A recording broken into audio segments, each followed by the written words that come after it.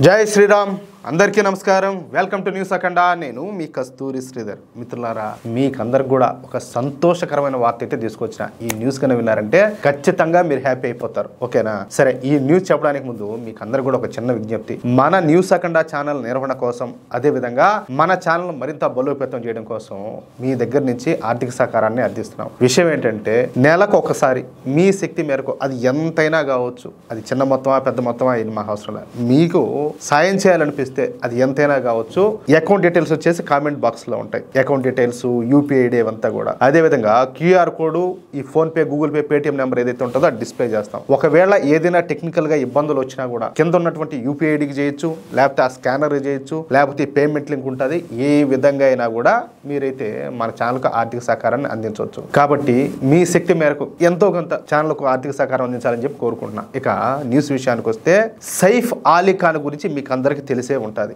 ఇతను ఒక బాలీవుడ్ నటుడు 2015 వరకు బాలీవుడ్ ను ఏలినటువంటి నటుల్లో ఈ సైఫ్ అలీ ఖాన్ కూడా ఒకడు వీళ్ళ సొంత మామూలు కాదు ఖాన్లంతా ఈ సైఫ్ అలీ ఖాను ఆమిర్ ఖాను షారూక్ ఖాను ఆ ఖాను ఈ ఖాను మామూలు కాదు కదా అయితే ఈ సైఫ్ అలీ ఖాన్ కు అండర్ వరల్డ్ డాన్ గా చెప్పుకునేటటువంటి దావుద్ ఇబ్రహీం గ్యాంగ్ తో మంచి సంబంధాలు ఉన్నాయి అందుకే 2015 ముందు వరకు ఈ సైఫ్ అలీ ఖాన్ సినిమాలకు దావుద్ ఇబ్రహీం సంస్థ అయినటువంటి డి గ్యాంగ్ పెట్టుబడులు పెడతామనేది ఈ విధంగా ఈ డి గ్యాంగ్ ఈ సైఫ్ అలీ ఖాన్ తో దాదాపుగా 20 సినిమాల వరకు తీసిందనమాట అర్థమవుతుందా అంటే వెనక బ్యాక్గ్రౌండ్ లో వాళ్ళు ఉంటారు వాళ్ళు నడిపిస్తూ ఉంటారు అంతా కూడా పైకి ఏమో పేరుకి అంతా డూప్లికేట్ వాళ్ళు ఉంటారు అర్థమైందా బినామీలు అలా అనమాట అయితే 2014లో నరేంద్ర మోడీ గారు మన దేశ ప్రధానిగా ప్రమాణ స్వీకారం చేసినప్పటి నుంచి నరేంద్ర మోడీ ప్రభుత్వం ఈ డి గ్యాంగ్ కార్యకలాపాలను అడ్డుకుంటా వస్తుంది వారి హవాలా ట్రాన్సాక్షన్ ఎక్కడికక్కడ బ్లాక్ చేస్తా వచ్చారు అంతేకాకుండా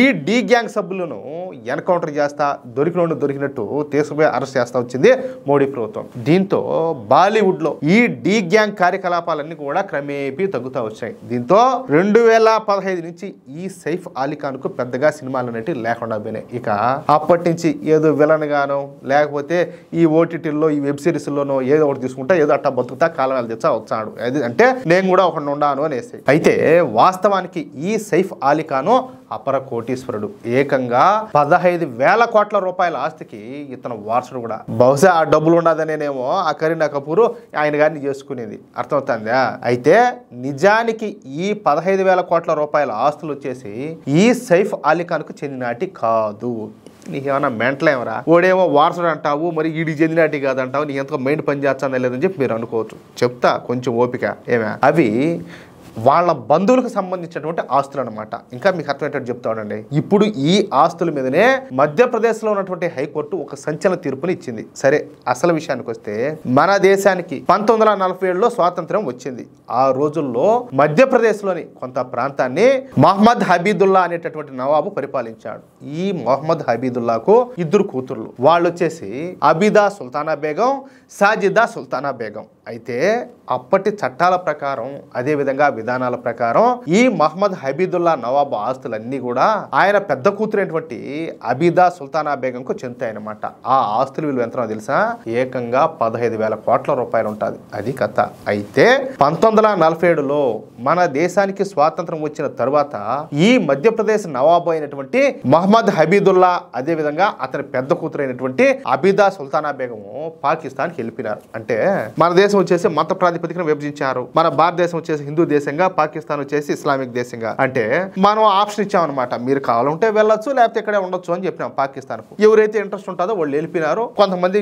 నిలబడిన వాళ్ళు నిలబడినారు కొంతమంది వాంటెడ్ గా అంటే పాకిస్తాన్ నౌతా తీసుకున్నాము భారతదేశాన్ని పోరాడి సాధించి దీన్ని కూడా మనం హస్తగతం చేసుకున్నాం అని చెప్పేసి కుట్రపూరితంగా కొంతమంది నిలబడినారు ఏమే కానీ వాళ్ళు ఏ స్థాయిలో బతుకుతారో మీకు అందరు కూడా బాగా తెలుసు మైనార్టీలే చెప్పాలంటే మెజార్టీల కంటే ఇంకా స్వేచ్ఛగా బతుకుతారు భారతదేశంలో అదే పాకిస్తాన్ విషయానికి వస్తే పాకిస్తాన్ లో మైనార్టీలైనటువంటి హిందువులు ఏ విధమైన బాధలు పడతారో నేను ప్రత్యేకంగా చెప్పాల్సిన అవసరం లేదు మీకు అన్ని తెలుసు స్వాతంత్రం వచ్చినప్పటి నుంచి దేశ విభజన సమయం నుంచి ఈ రోజు వరకు అక్కడ హిందువులు నరక యాత్ర అనుభవిస్తూనే ఉన్నారు అర్థమవుతుందా అయితే ఇక్కడ తమకు ఉన్నటువంటి 15,000 కోట్ల రూపాయల ఆస్తులను ఎవరి పేరు మీద కూడా వాళ్ళు పోయిన వాళ్ళు అయితే రాయలా ఇలాంటి ఆస్తులను మనం ఎనిమీ ప్రాపర్టీస్ అని పిలుస్తాం అది ఎందుకంటే ఇప్పుడు పాకిస్తాన్ ఏంది మన శత్రు దేశము. మనల్ని కాదనుకొని పోయినాడు ఏమవుతాడు, మనకు మన శత్రువు అవుతాడు. కాబట్టి వాళ్ళకు సంబంధించినటువంటి ఆస్తులను ఎనిమీ ప్రాపర్టీస్ అంటాం అన్నమాట.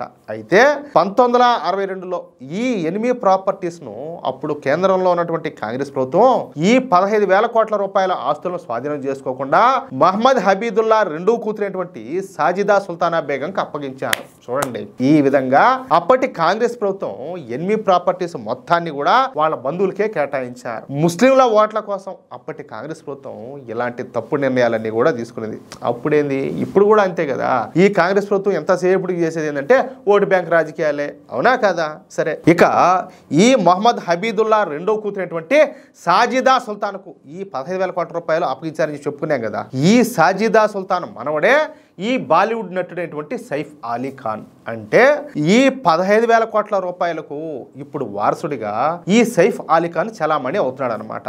అంతేకాకుండా ఆ ఆస్తుల నుంచి వచ్చేటటువంటి రాబడి మొత్తాన్ని కూడా ఈ సైఫ్ అలీ ఖానే దిగమింగుతాడు. అయితే దేశంలో ఉన్నటువంటి ఈ ఎనిమీ ప్రాపర్టీల గురించి 2017లో మన మోడీ ప్రభుత్వం ఒక కఠినమైనటువంటి చట్టాన్ని తీసుకొచ్చింది.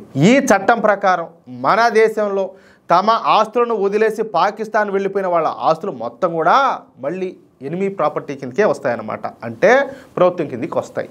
కానీ ఈ సైఫ్ అలీ ఖాన్ మాత్రం ఈ 15,000 కోట్ల రూపాయల ఆస్తులు తమవేనని, తమ బంధువులు కష్టపడి సంపాదించారని చెప్తా కోర్టు వినాడు. ఏమే కష్టపడి సంపాదించారంట 10,000 కోట్ల రూపాయల ఆస్తులు. కానీ మధ్యప్రదేశ్ హైకోర్టు మాత్రం ఈ సైఫ్ అలీ ఖాన్కు బాగా కర్రు గాల్చి బాగా వాత పెట్టింది. ఏదా కణమంటూ ఉంటుంది పొయ్య, దాంట్లో కదా పెట్టి ఇనపకమ్మే వాతలు పెరిగినట్టు చేసింది అనమాట మధ్యప్రదేశ్ హైకోర్టు. ఏమే ఇవి కష్టపడి సంపాదించిన ఆస్తులు కావని, అవి అప్పట్లో ప్రజల దగ్గర నుంచి బలవంతంగా లాక్కుని సంపాదించిన ఆస్తులని, పైగా ఈ ఆస్తుల వారసరాలు పాకిస్తాన్ వెళ్ళిపోయింది కాబట్టి ఈ ఆస్తులన్నీ కూడా ఎనిమీ ప్రాపర్టీస్ కిందకే వస్తాయని, కాబట్టి ఈ ఆస్తులను వెంటనే ప్రభుత్వం స్వాధీనం చేసుకోవాలని చెప్పేసి మధ్యప్రదేశ్ హైకోర్టు ఒక అద్భుతమైన తీర్పునైతే ఇచ్చింది. అంతే, ఇక ఈ 15,000 కోట్ల రూపాయల విలువైనటువంటి ఆస్తులను ఈ సైఫ్ అలీ ఖాన్ వదులుకోవాల్సిన పరిస్థితి అయితే వచ్చిందనమాట. అంతేకాకుండా ఈ ఆస్తులను స్వయంగా ప్రభుత్వానికి స్వాధీనం చేయాల్సిన అవసరం కూడా ఏర్పడింది. దీంతో ఇప్పుడు ఈ ఆస్తులన్నీ కూడా పోగొట్టుకుని సైఫ్ అలీ ఖాన్ గేల బెక్కాపైకి రేషన్ ఎత్తనున్నాడు. అదే మిగిలిపోయింది. ఆ క్యారెక్టర్ ఇచ్చే ఆడి సెట్ అయిపోతుంది. నాకు తెలిసి వీళ్ళేమో సులభంగా వదిలిపెట్టరు. ఇప్పుడు హైకోర్టే కదా అని చెప్పేసి సుప్రీంకోర్టుకు పోతారు. ఆడ కూడా ఒక ముట్టికాయ పడింది అనుకో, ఆడికి సెట్ అయిపోతుంది. అది విషయం కాదియా. మనల్ని కాదని, మన దేశాన్ని కాదని చెప్పి పోయిన వాళ్ళకు వాళ్ళతో ఏమంత మొలాజో, మళ్ళా వాళ్ళు వదిలేసిపోయినారు కదా ఇమేది తింటామన్నట్టు వీళ్ళ కథ. ఏంది ఇదంతా? మిత్రులారా, ఈ న్యూస్ కనుక మీకు నచ్చినట్లయితే ఖచ్చితంగా ఈ న్యూస్ నలుగురికి షేర్ చేయండి. అదేవిధంగా ప్రతి ఒక్కరు కూడా మీ యొక్క అమూల్యమైనటువంటి అభిప్రాయాలను స్పష్టంగా కామెంట్ రూపంలో తెలియజేయండి. ఇంకో విషయం ఏంటంటే, ఇంతవరకు మీరు గనక మన ఛానల్ను సబ్స్క్రైబ్ చేసుకున్నట్లయితే ప్రతి ఒక్కరు కూడా మన ఛానల్ను సబ్స్క్రైబ్ చేసుకోండి, సపోర్ట్ చేయండి ప్లీజ్. జై శ్రీరామ్, జై హింద్.